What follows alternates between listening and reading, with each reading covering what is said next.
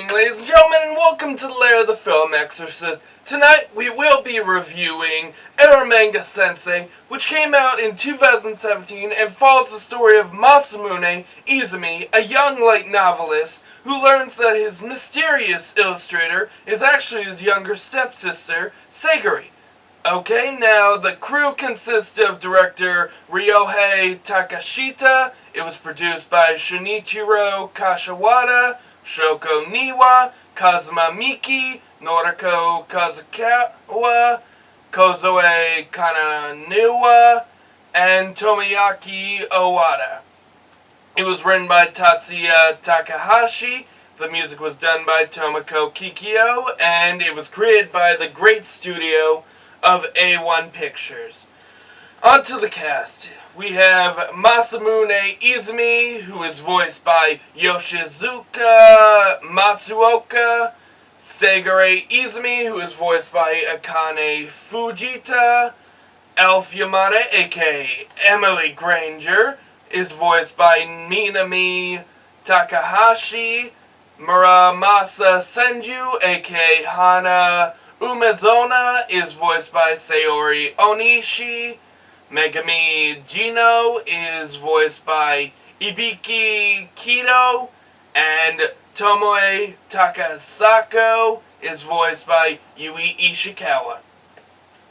Now, on to my opinion.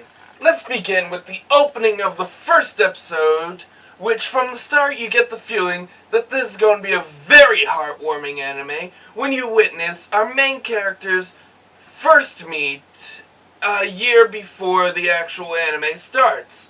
And we get the most heartwarming scene right here when Sagari, for the first time, calls Masamune her big brother, which instantly, it's so cute.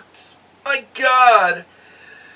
And then we also get a lot of comedy from the moment that the two siblings reunite after a long moment when Sagari tries to slam the door on her brother because he claimed which he gets his foot stuck in it because he claimed that her pictures were very erotic and lewd, which actually kind of angered Sagari.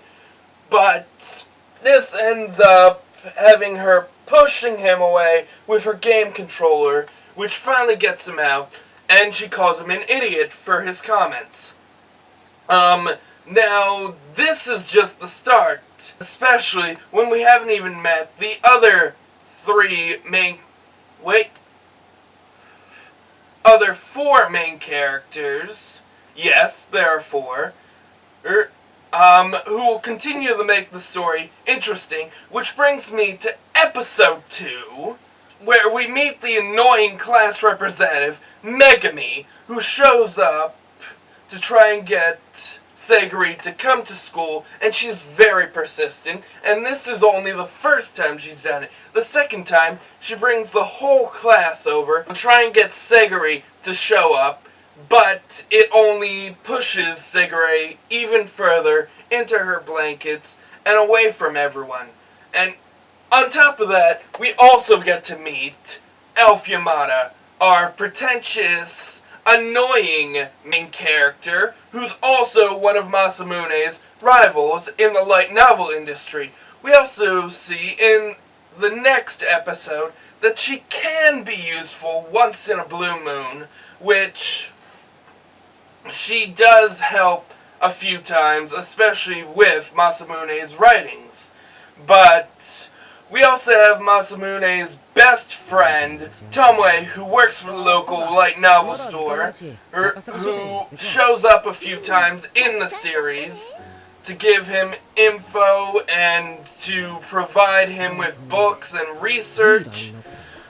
And then our final main character is Muramasa Senju, who actually is another one of Masamune's rivals, who this one actually falls for him pretty quickly because she has been a fan of his for a while, similar to Elf Yamada and Sagari, as we learn, and so we see that he has 3 love interests in this series, and he only wants 1.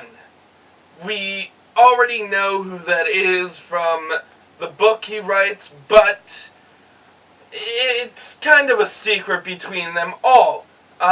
Moving on, each one of these characters actually has a purpose, whether it be creating problems for the Izumi siblings, or just creating experiences for them, like the Christmas party and the rap party for the competition. But the people you should mostly focus on are the 2 siblings who help each other overcome each other's problems and fears, which includes Seigure's fear of the outside world, which Masamune is trying to help. I mean, she does talk more to people. There was the last episode where she calls out to Elf Yamada and Megari, who I'm guessing she now sees as friends, but she thanks them for coming, and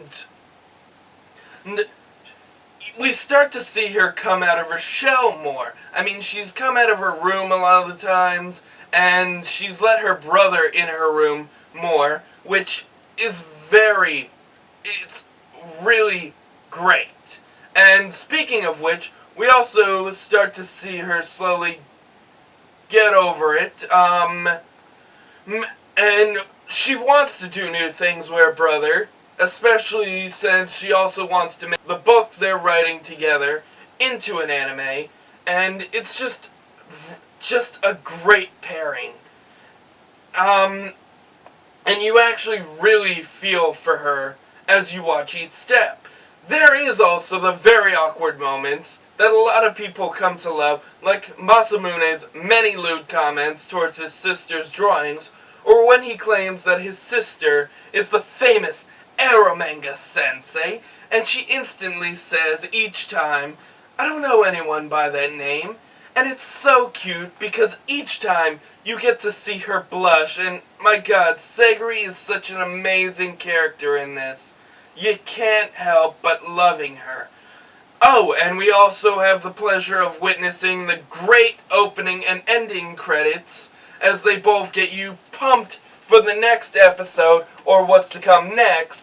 Like, the first one is your typical running past every character and trying to get through the obstacles one by one, where the ending is, it's simple, where we just watch Seigure dancing around while waiting for her laundry to be done, which actually we do get context in that when she explains to her brother she only wants to wash her own underwear now.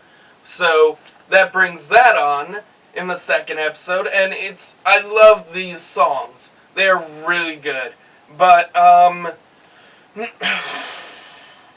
and before I forget, there is a huge, exciting secret only a few anime fans know, and that is the few cameos by each character from Orimo, like when Ruri gets interviewed with her sisters on TV during the 8th episode, and the 11th episode, when we see the main cast walking past Masamune as they talk about his new book, which I can assure it was a huge surprise to me when I first saw it. I mean, they're 2 great animes. I love Orimo, and I love Eromanga Sensei. I'm just glad to know that they're in the same universe, and that they are both connected in some way. And in fact, I'd also have to say that the best part of the anime is the 11th episode, which tells the origins of Eromanga Sensei and Masamune Izumi, and how it turns out they both heavily influenced each other without even knowing who each other was, or that it was each other. Which, I mean, Seigure influenced him to become a light novelist, where he influenced her because he loved her art to become an artist, which is it's a very cool connection to each other before they even knew each other.